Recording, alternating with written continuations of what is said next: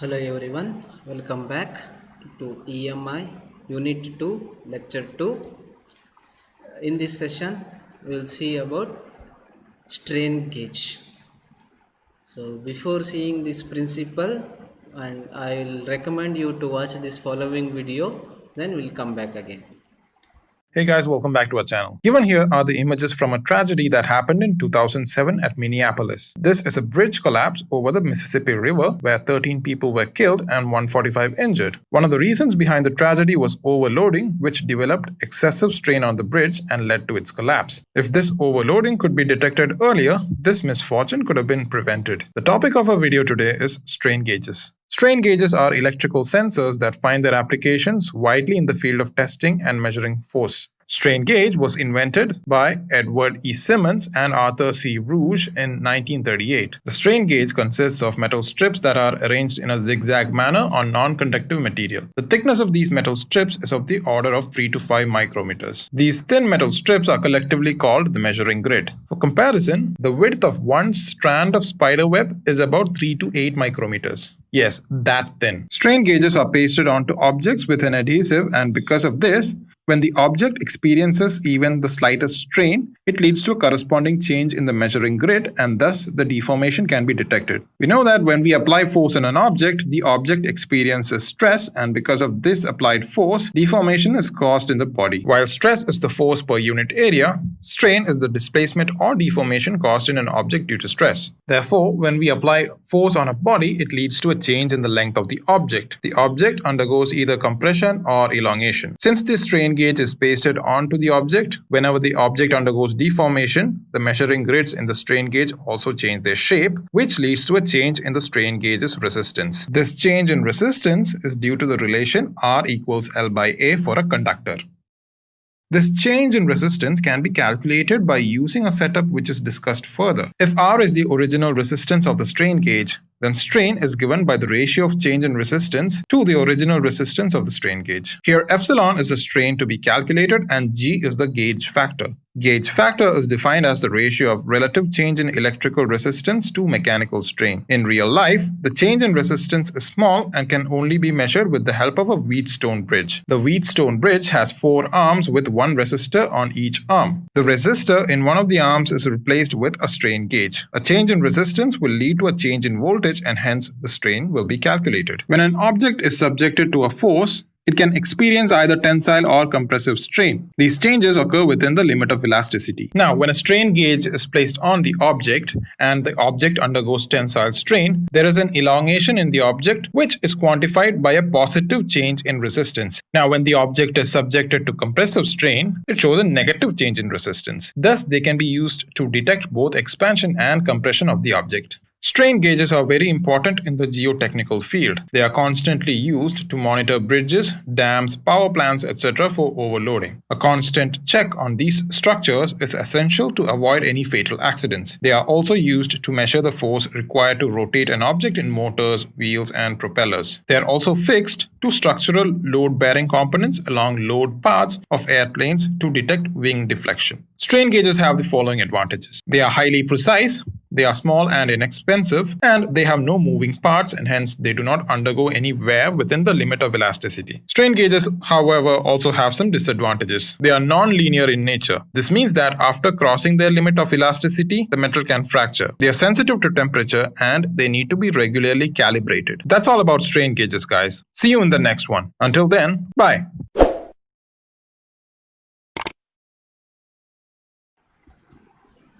Hope you understood about the strain gauge. Now we'll see what is strain gauge. Strain gauge is a passive transducer. Why it is a passive transducer? It's because it needs auxiliary source to convert one form of energy into another. In this case, it converts pressure into electrical quantity. It needs a power supply because the strain gauge is most of the time it is attached to a Wheatstone bridge. So it's the type of sensor whose resistance varies with applied force, isn't it? So it converts force, pressure, tension, etc. into change in electrical which can be measured. It is also called a resistive transducer because any physical quantity, force, pressure, tension will be converted into electrical by means of a resistance change. That is the reason we call strain gauge as a resistive transducer. Next, the basic principle operation of strain gauge is very simple. Fine. What is the principle of operation? When we apply a strain or a force or a stress on a thin metallic wire, its dimension changes, thus changing the resistance of the wire. We all know what is the resistance of any conductor. So we can say R equals to rho L by A, where rho is the resistivity, L is the length of a conductor, and A is the area of cross section, isn't it? So here the resistance of any conductor is depending upon the length as well as the area. If length increases, the resistance will increase. If area increases, the resistance will decrease. This is simple. Hence, whenever we apply any strain on that conductor, it expands or it compresses. The change in a dimension leads to a change in a resistance. So that change in a resistance we measure as a change in a physical quantity. Fine. So when it is strained property, the strained property is also called piezo resistance, and therefore resistance strain gauges also known as a piezo resistive gauges. Fine. The strain property is also called piezo resistance. Hence the resistance strain gauge are also known as a piezo resistive gauges, because this before we called it as a resistive transducer. Its property is a piezo resistance property, hence we call it as a piezo resistive gauges. The next thing we have gauge factor. So what is gauge factor? So gauge factor is the ratio of per unit change in resistance to per unit change in length. So we also we have another definition here. This definition is simple. So the gauge factor is ratio of change in resistance, that is delta R by R, to the change in the length, that is. So hence the gauge factor formula can be given as ratio means divided by ratio of change in resistance and change in resistance and change in length. This is L, not I. Fine. So where GF is gauge factor, delta R in change in initial resistance, R is the initial resistance, delta L is a change in length, and I is change in initial length in meters. Here it's not I, it's a L, delta L by L, that is change in a length of a conductor. So we'll see one problem to understand the gauge factor. Let's consider a strain gauge which has an unstrained length. Unstrained means without any load, without any force on it. It has got a 10 centimeter length and resistance is 100 kilo ohm.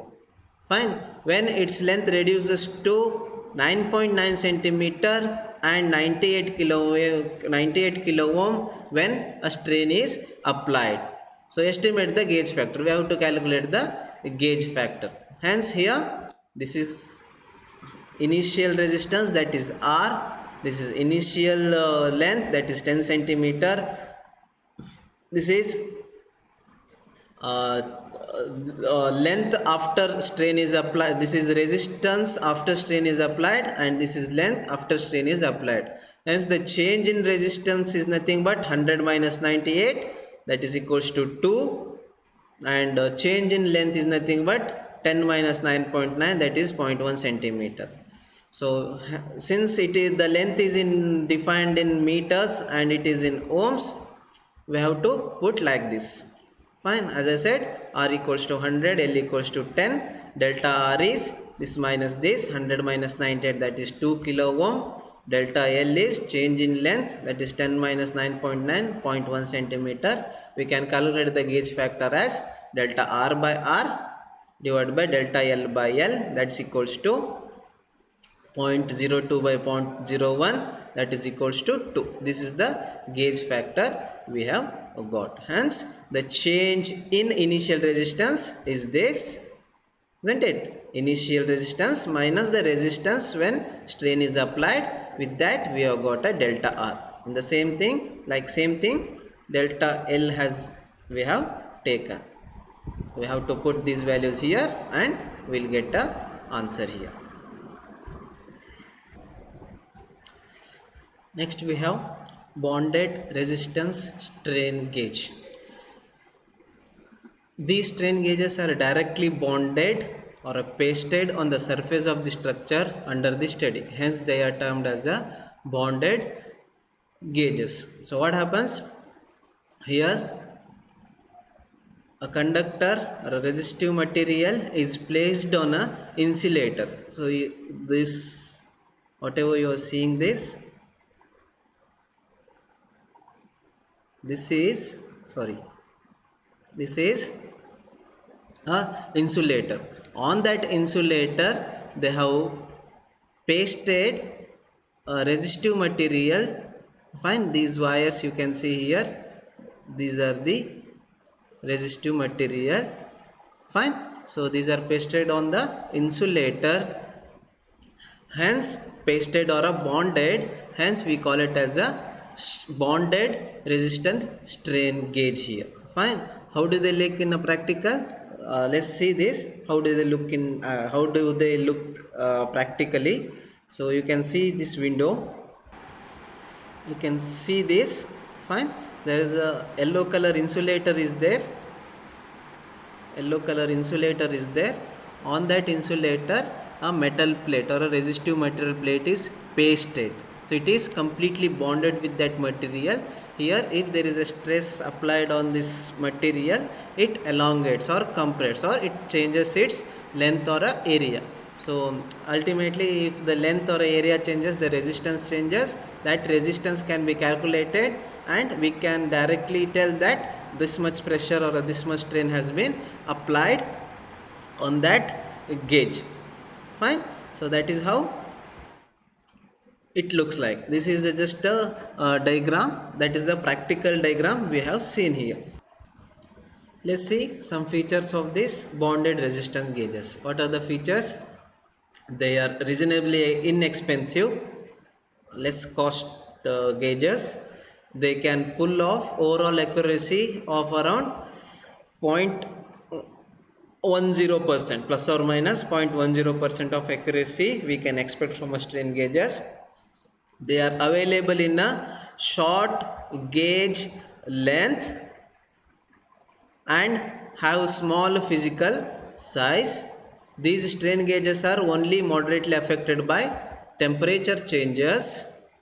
They are extremely sensitive and have low mass. Bonded resistance strain gauges can be employed to measure both static and dynamic strain, and these type of strain gauges are appropriate for wide variety of environmental conditions. So these are the main features here. Next we have unbonded strain gauge. In the bonded strain gauge, what happened? On a insulator, the resistive material or a conductor has been placed or a pasted or a bonded. But here in unbonded strain gauge, it is not pasted, it is put. Fine, it is not pasted actually. Hence these strain gauges are not directly bonded or pasted onto the surface of the structure under the study. Hence they are termed as unbonded strain gauges. They are not actually bonded. Fine, so they are free from a surface. So what happens here? I'll just zoom here. What happens here? So this is one surface. This is frame Q. Fine. This is frame P.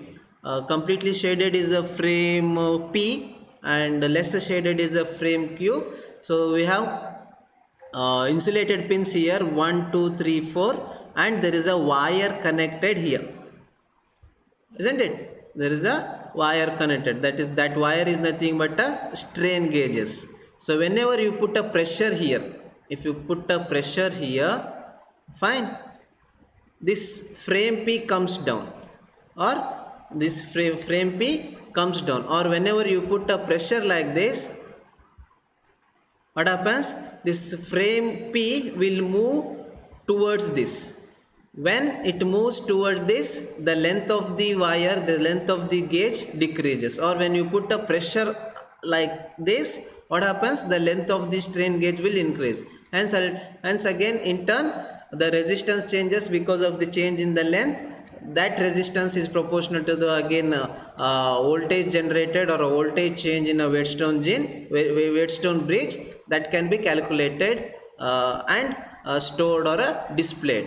Fine. This is how we use this strain gauge, unbonded strain gauge, to measure the strain. So by applying, the more force you apply, the more compression or elongation happens. That leads to a change in again resistance, increase or decrease in resistance. That is how unbonded type strain gauge looks like.